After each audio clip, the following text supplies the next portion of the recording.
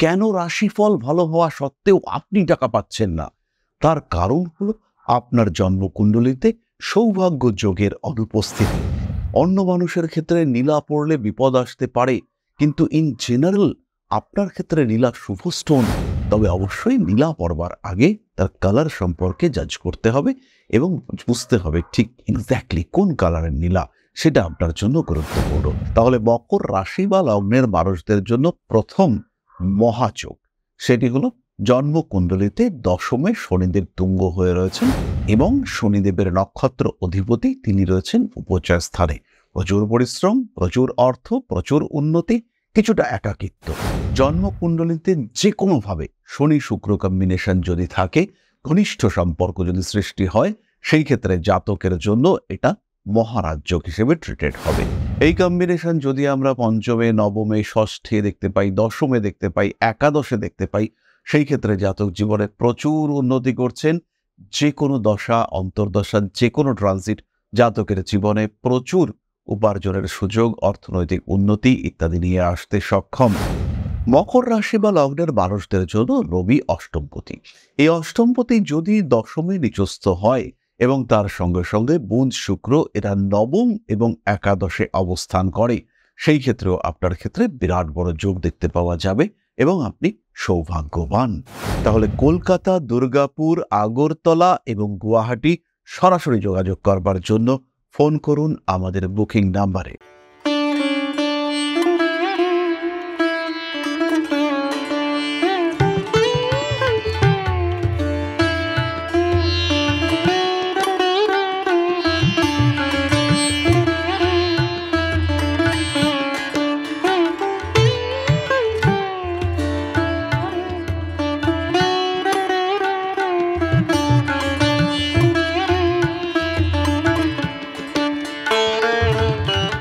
নমস্কার, Rishibani institute of Vedic অ্যাস্ট্রোলজির পক্ষ থেকে স্বাগত জানাই আজকের জ্যোতিষ আলোচনায়।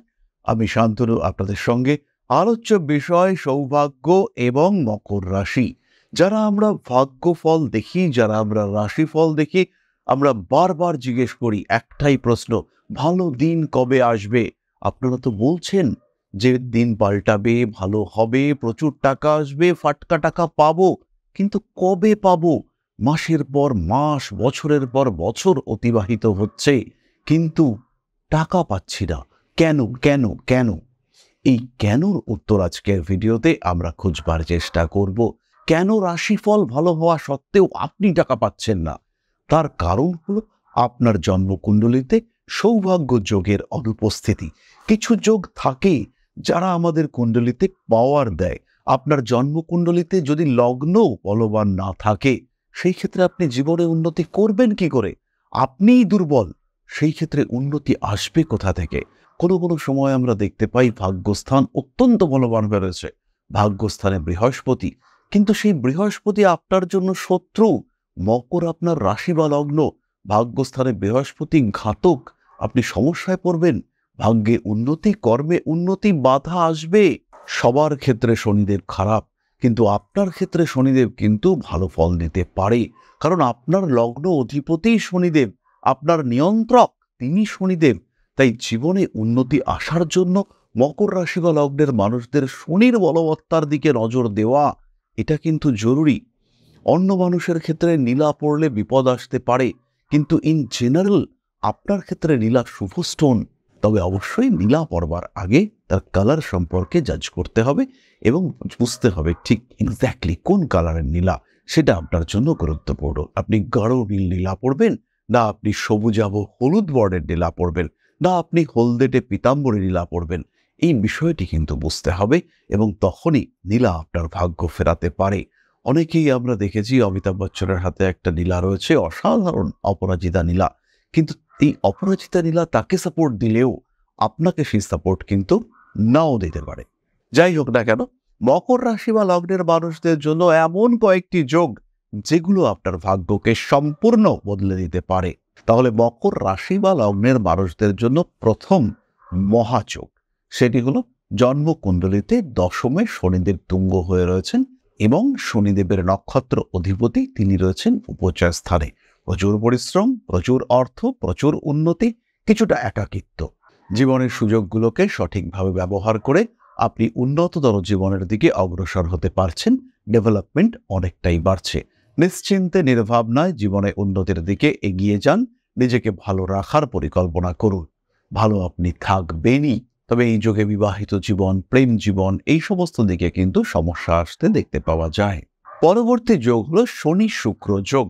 জন্মকুণ্ডলিতে যে কোনোভাবে শনি শুক্র কম্বিনেশন যদি থাকে, ঘনিষ্ঠ সম্পর্ক যদি সৃষ্টি হয়, সেই ক্ষেত্রে জাতকের জন্য এটা মহারাজ যোগ হিসেবে ট্রিটেড হবে। তার মধ্যে যদি বুধের সংযোগ দেখতে পাওয়া যায়, সেই ক্ষেত্রে এটা কিন্তু জাতকের জীবনে চরম উন্নতি নিয়ে আসবে। এই কম্বিনেশন যদি আমরা পঞ্চমে, নবমে, ষষ্ঠে দেখতে পাই, দশমে দেখতে পাই, একাদশে দেখতে পাই, সেই ক্ষেত্রে জাতক জীবনে প্রচুর উন্নতি করছেন। যে কোনো দশা, অন্তর্দশা, যে কোনো ট্রানজিট জাতকের জীবনে প্রচুর উপার্জনের সুযোগ, অর্থনৈতিক উন্নতি ইত্যাদি নিয়ে আসতে সক্ষম। শনি শুক্র কম্বিনেশন রয়েছে এবং শুক্রের নক্ষত্র অধিপতি শুভ বলবান হয়ে আপনার কুণ্ডলীকে বলবত্তা প্রদান করছে। জীবনে কোনো দিন আপনাকে পেছনের দিকে ফিরে দেখতে হবে না, উন্নতি আসবেই। প্রচুর প্রচুর অর্থের মালিক হবেন আপনি। জন্মকুণ্ডলিতে বুধ শুক্র কম্বিনেশন রয়েছে এবং এই কম্বিনেশনে শুক্র বলবান হচ্ছে বুধের থেকে, এবং শুক্রের নক্ষত্র অধিপতি তিনি সম্পদ, মিত্র, পরম মিত্র ইত্যাদি নক্ষত্রে অবস্থান করে রয়েছেন। আপনি কোটিপতি হচ্ছেন, প্রচুর অর্থপ্রাপ্তির সুযোগ, পৈতৃক সম্পত্তি প্রাপ্তি ইত্যাদি দেখতে পাওয়া যাবে। জীবনে উন্নতি আসবেই, এই বিষয়ে কোনো রকম সংশয় সেটা থাকছে না। মকর রাশি বা লগ্নের মানুষদের জন্য রবি অষ্টমপতি। এই অষ্টমপতি যদি দশমে নিচস্থ হয় এবং তার সঙ্গে সঙ্গে বুধ শুক্র এরা নবম এবং একাদশে অবস্থান করে, সেই ক্ষেত্রেও আপনার ক্ষেত্রে বিরাট বড় যোগ দেখতে পাওয়া যাবে এবং আপনি সৌভাগ্যবান। তবে বুধ শুক্র রবি এরা সকলেই যদি দশমে অবস্থান করেন এবং রবি শুক্রর ডিগ্রিগত পার্থক্য খুব কম হয়, এরা যদি খুব কাছাকাছি হয়ে অবস্থান করে, সেই ক্ষেত্রে আপনার পেশা ক্ষেত্রে অশান্তি আসবে। বিভিন্ন কারণে পেশা ক্ষেত্রে অস্থিরতা বাড়তে দেখতে পাওয়া যাবে, সমস্যা বাড়বে, বাধা বিপত্তি অশান্তি ওভারকাম করা আপনার জন্য কঠিন হবে। মকর রাশি বা লগ্নের মানুষদের ক্ষেত্রে শুক্র যদি মীন রাশিতে অবস্থান করে এবং বৃহস্পতির সঙ্গে যদি এই শুক্র সম্পর্ক করে, সেই ক্ষেত্রেও একটু বেশি বয়সে এই জাতক প্রচুর অর্থ উপার্জন করতে সক্ষম হবেন। মকর রাশি বা লগ্নের মানুষদের জন্মকুণ্ডলিতে বুধ যদি পাওয়ারফুল থাকে, বলবান থাকে, নবম ভাবে বুধ তুঙ্গ হয়েছে, সেই ক্ষেত্রে এটা সৌভাগ্য সূচিত করবে। কিন্তু খেয়াল রাখতে হবে, এই ক্ষেত্রে শুক্রের অবস্থান দেখাও গুরুত্বপূর্ণ। আর বুধের দ্বাদশে, বুধ যেখানে বসে রয়েছে তার দ্বাদশে অর্থাৎ সিংহ রাশিতে যদি কোনো নেগেটিভ প্ল্যানেট থাকে, সেই ক্ষেত্রেও এই যোগ কার্যকরী হবে না।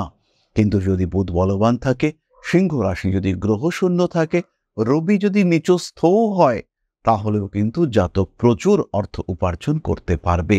আগামী কিছুদিনের মধ্যেই এরকম একটি যোগ সৃষ্টি হতে চলেছে।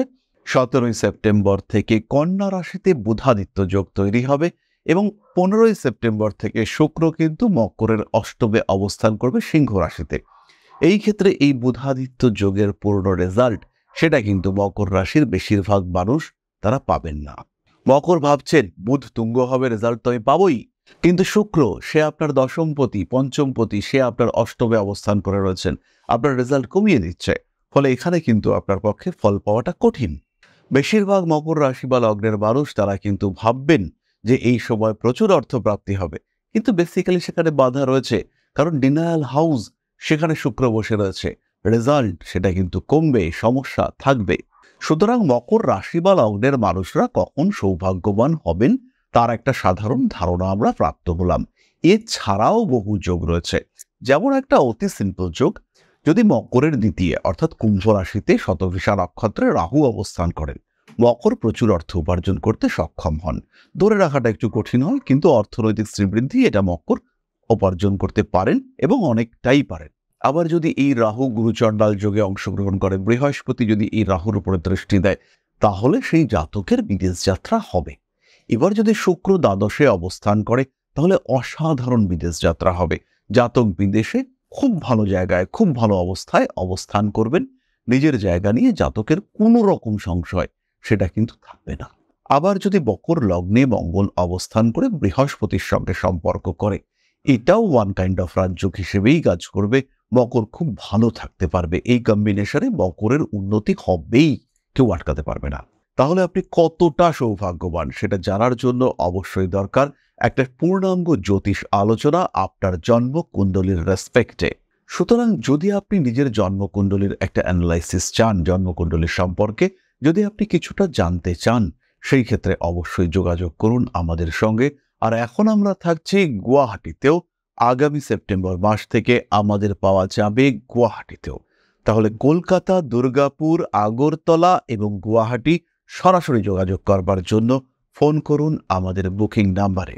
এরপরে আমরা চলে আসব আলোচনার পরবর্তী পর্যায়ে, তবে তার আগে ছোট্ট একটি বিষয় আপনাদের সঙ্গে শেয়ার করতে চাইব।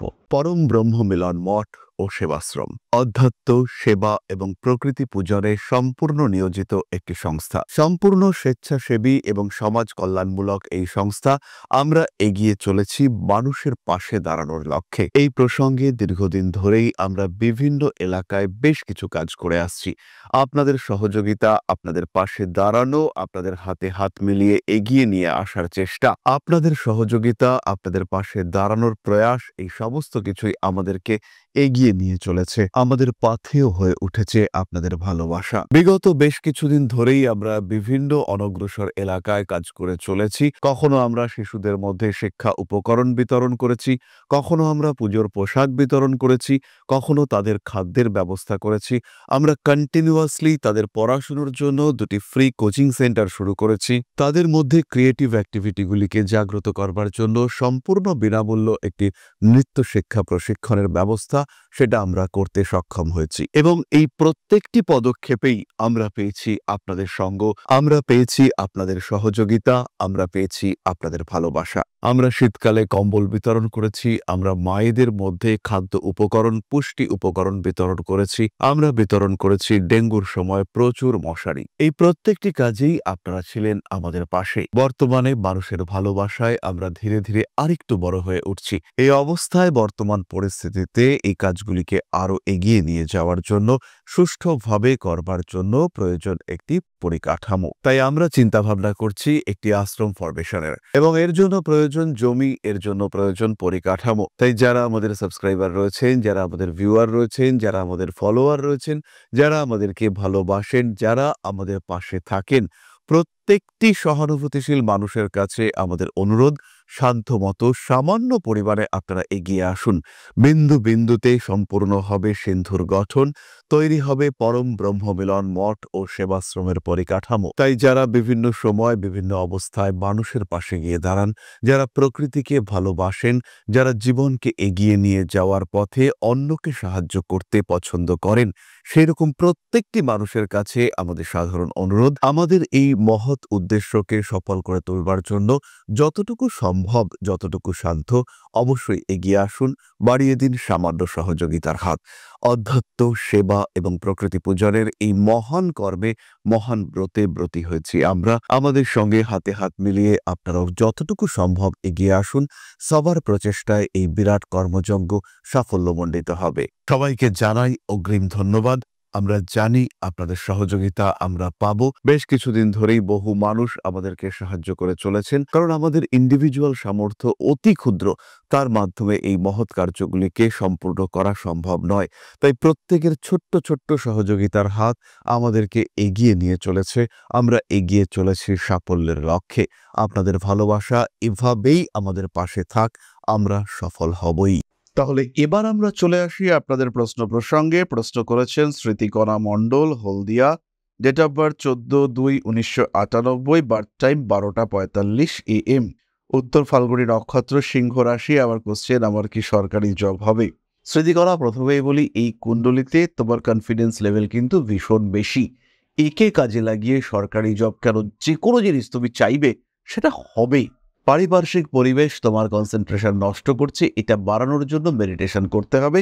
2026-এর শেষে 2027-এর প্রথমে সরকারি চাকরি প্রাপ্তির পূর্ণ সম্ভাবনা রয়েছে। তাকে কাজে লাগাতে হবে এবং তার জন্য প্রচুর পড়াশুনো করতে হবে। তাহলে আজকের আলোচনা আমরা আর দীর্ঘায়িত করব না। সবাই ভালো থাকুন, সুস্থ থাকুন। মা শ্রী শ্রী আদিশক্তির আশীর্বাদে আপনাদের জীবন আরো আরো আরো সমৃদ্ধ হয়ে উঠুক, সম্পূর্ণ হয়ে উঠুক। জয় মা আদিশক্তি। নমস্কার।